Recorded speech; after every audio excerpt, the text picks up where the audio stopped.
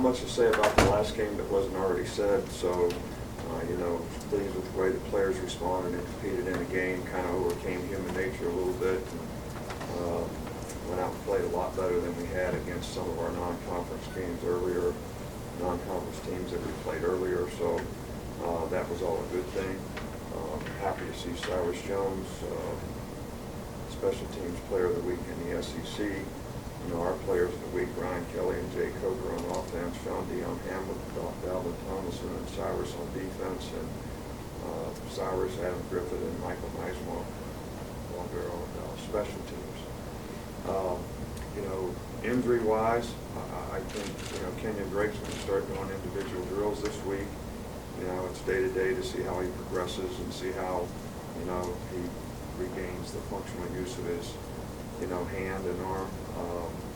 Dominic Jackson will be back practicing today, and so will Minka Fitzpatrick. So Keith Holcomb, who sprained his knee, probably, you know, will be limited today, but we're hopeful that he'll be back full speed, you know, tomorrow. I don't think I have to tell anybody anything they don't already know about this game. You know, the Iron Bowl was one of the great rivalries in college football. It means a lot to a lot of people in this state, as well as all over the country, and it's certainly an opportunity you appreciate, you know, as a competitor. You know, our team has, you know, created an opportunity for themselves, and I think it's all about staying focused on what you need to do to play your best football on the road, not let the outside noise sort of affect, you know, your ability to focus on what you need to do to play well against, you know, a very, very good team. You know, Auburn is probably playing the best they've played all year. They've gotten better and better, which I think is a tribute to Gus and his staff for the good job that they do with the players that they have. And, you know, they're running the ball effectively on offense now. The quarterbacks are playing a little bit better. They've got two running backs that have been very effective for them, and they have shown some big playability with their receivers, mostly Ricardo Lewis, who, you know, is their leading receiver and, you know, definitely has made some big plays this year. Defensively, I think they've gotten better and better and better. Their front's playing better. They've created a lot of turnovers and negative plays for people, and you know, they've got some good players that can play on the line of scrimmage up front. So this is going to be a challenge, you know, for us. They do a really good job in the red zone because they can run the football effectively, which is usually the case. So, you know, all the way around, this is, you know, a very, very good team. And they played, you know, some really good, their best football the last, you know, few weeks of the season. Okay, we'll start up front. Mark, just first, what do you see from their two quarterback, Jeremy Johnson and Sean Dion? Well, you know, both guys have played very well at times, and, you know, I think Jeremy Johnson's a really good athlete who has made a lot of big plays, extending plays, as well as with his feet. He is a threat to run the ball, and, you know, he's made some big plays passing. You know, I think that I don't know who's going to play in this game. We got to be ready for either guy. Probably been a little bit more efficient, you know, with their quarterbacks, either one. And so, you know, we have a lot of respect for both guys, and we think they're capable. They both do a good job with their offense, and they're very capable of making plays, and I think they have a good understanding of what they want to try to do. In the middle with Michael. And like you said, after the game, you tried to throw the ball more on Saturday. I guess what's the biggest thing you've seen from the passing game recently, and what needs to be fixed the most moving forward?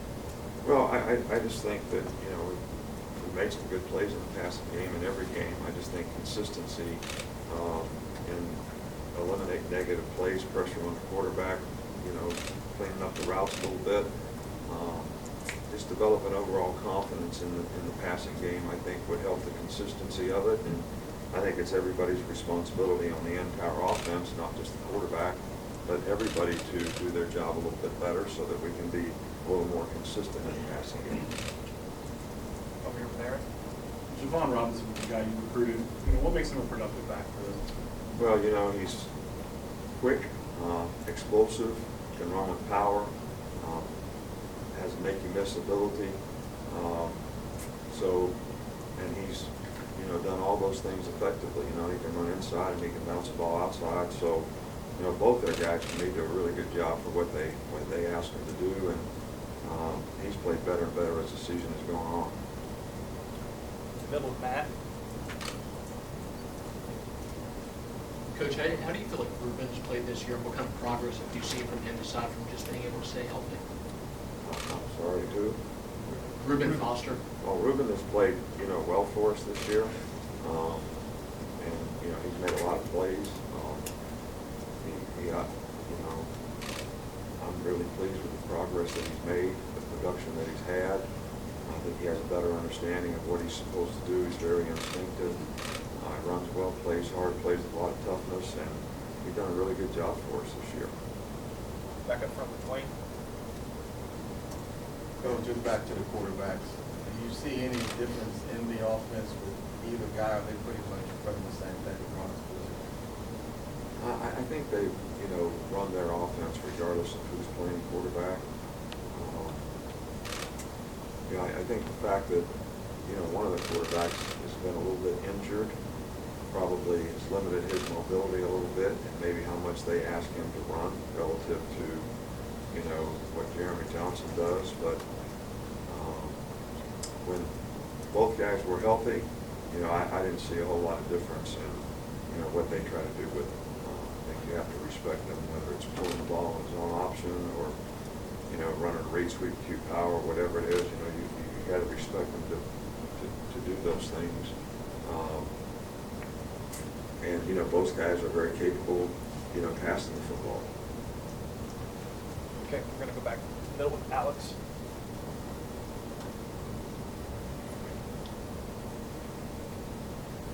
Just wanted to ask you, how much of, since the pop pass the Sammy Coates in the third game, how much is this team kind of focused on those kind of plays, the run pass, kind of option plays, and how do you feel like this defense? Well, I just think that's a part of their offense. I think all of these teams that run spread have run pass options built into, you know, their plays. And, you know, each one of those things we have played correctly in the past. And, you know, when we played it incorrectly, we paid a price for it. So they still do it. They still have them. And our players have got to be disciplined in the way they play them. In the back with Joe. Hey, Coach, when you're preparing for an offense where the personnel groups have been inconsistent, multiple quarterbacks, multiple running backs, how do you prepare for that? Well, I think that, you know, they have used a lot of personnel groups. They have used a lot of different players in different positions. But I think what we try to focus on is, you know, what plays are they running, you know, and how do we have to react to the plays that they're running.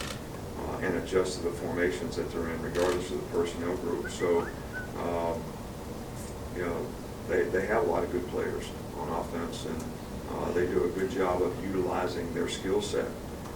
And, you know, I think the thing that we try to focus on with our players is, okay, here's the formation adjustments that we need to make. Here are the plays that they run from these, you know, sort of, you know, locations, and this is what you got to be ready for and respond to. We'll stay in the back with Lauren. Coach, how much do you enjoy preparing your team for rivalry weeks like this one? Well, you know, it's like I said before, you know, this is an opportunity you really appreciate as a competitor. You know, I know our players, you know, get excited about playing, you know, this game, as all the participants in this game, you know, really do. A lot of them know each other, played against each other in the past. And, you know, our team has put themselves in a position where they have an opportunity to sort of keep the goals, you know, in front of them. If we can have success and play well, and do the things that we need to do to give ourselves the best opportunity to be successful in the game. So, but it's going to take, you know, our best effort of the year, and I'm excited about, you know, the opportunity that we have. Back in the front with Ken. Carl Lawson has had a real big impact on their defense. Have you, you know, is that a guy who kind of gets the other guys around him to play better? And how unique is that for a, you know, for an edge guy like that to have that kind of impact? Well, you know, to me, You know, Carl's always been a really good player, very good rusher, and you know, the guy's got some power to go with it, so you just can't take it for granted that he's just going to try to run by you. I think he's a really, really good player. I think some of the plays he makes does, you know, impact and excite, you know, some of the other players on their defense. But, you know, they have several guys that we feel are, you know, really, really good football players on their defensive team. And like I said, I think they've gotten better and better as the year has gone on as well. Middle, Cecil. Coach, so far in November, the effort level seems to have been pretty consistent. LSU, Mississippi State, Charleston Southern. Is that something that's been external as far as you providing the motivation, or is the team sort of motivating itself?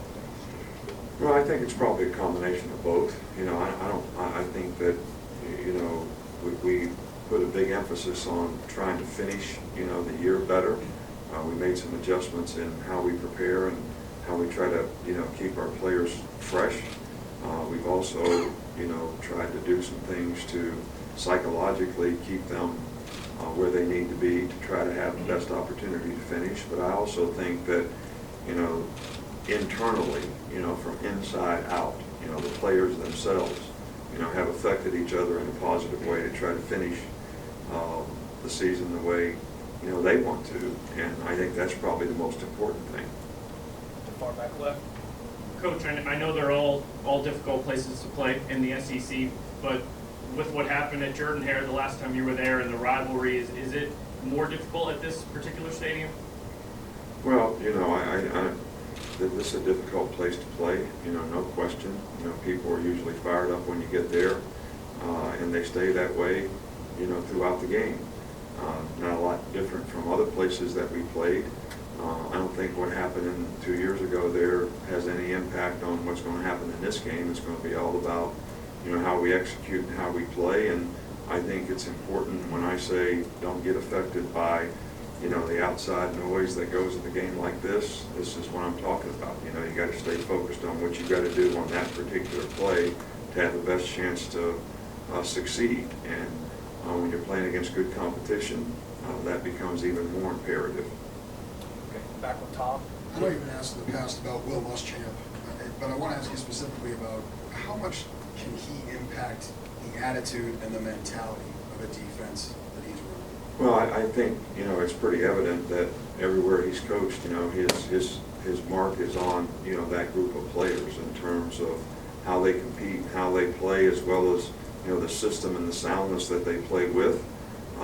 But, you know, these guys play hard, they play with toughness, they get after it, and that's, you know, sort of the trademark that, you know, Will takes wherever he goes with, you know, how he wants his players to play on defense. And I think that they've played better and better and better as the year has gone on, and they've gotten healthier too, which has helped. And I think they're playing, you know, some of their best football right now. Okay. Last one over here with Aaron. I was going to ask about Will too. Is he running the same system that he's always been in Florida and where we've been?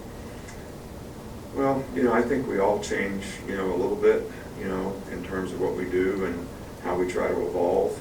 And I see, you know, some of the things that Will does is he's evolved into doing. But I think basically he's trying to do the best he can with the players that he has in terms of system, because he's played even and odd before. And I think he can implement both of those things if he needs to. And he does what he thinks his players can do best against whatever the team that they're playing against, you know, features. But I do see similarities in some of the things that he's done in the past, but I also see some new wrinkles that are very effective. Thanks, Coach. All right, thank you.